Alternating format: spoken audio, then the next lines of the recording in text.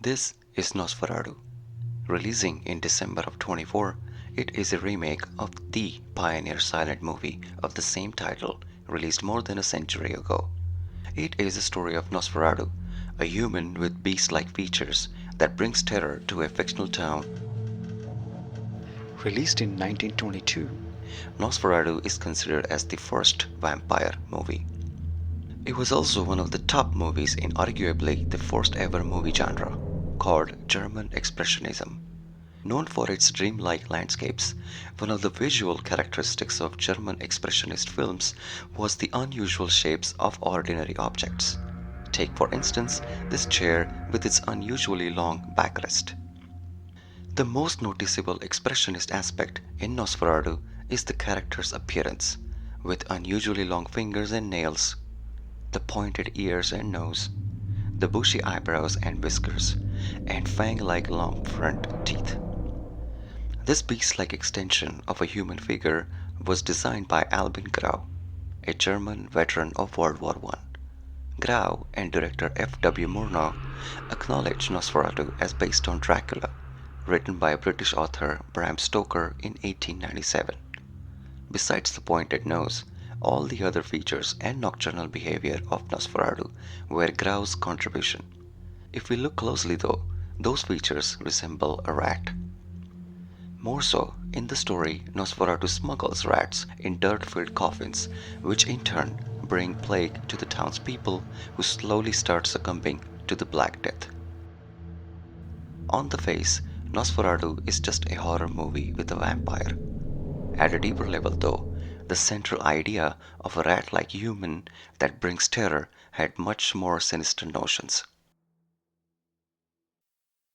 The feature that makes me such an effective hunter of the Jews is, as opposed to most German soldiers, I can think like a Jew. Now, if one were to determine what attribute the German people share with a beast, it would be the cunning and the predatory instinct of a hawk.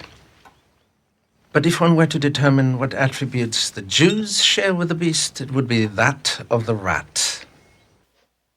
One may think that Nazi Colonel Landa comparing Jews to the rats is due to his eternal hatred for them. One could also think writer-director Tarantino is reusing his character comparison trope from Kill Bill, in which Bill uses Superman's mythology to explain how Uma Thurman's Beatrix is a natural-born killer. When Superman wakes up in the morning, he's Superman.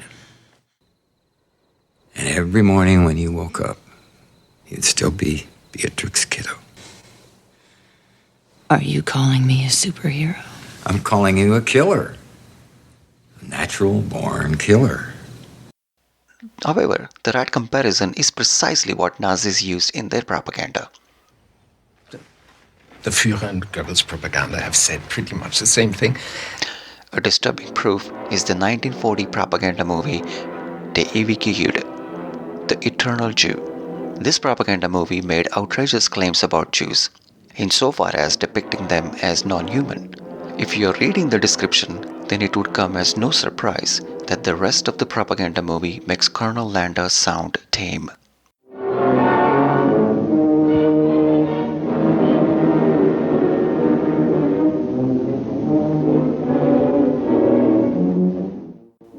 In a nutshell, the movie is suggesting that Jews are a non-human race spreading from Eastern Europe and their colonization needs to be stopped. The rhetoric arguably foreshadowed the term final solution. It should be noted that Nosferatu was the intermediate step that connected the propaganda movie to Bram Stoker's 1897 Dracula. 1890s Victorian England feared same sentiments towards Jews' immigration to the West. 50 years after Dracula, SS was able to sell those same sentiments to a much wider audience. On one hand, Nosferatu is a pioneer silent movie from the German Expressionism wave. On the other hand, its sinister seeds of rat depiction of Jews were an omen of the rise of the Third Reich.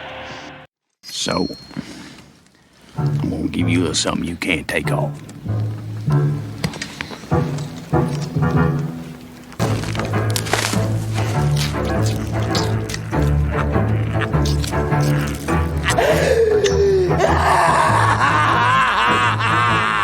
something, you bitch?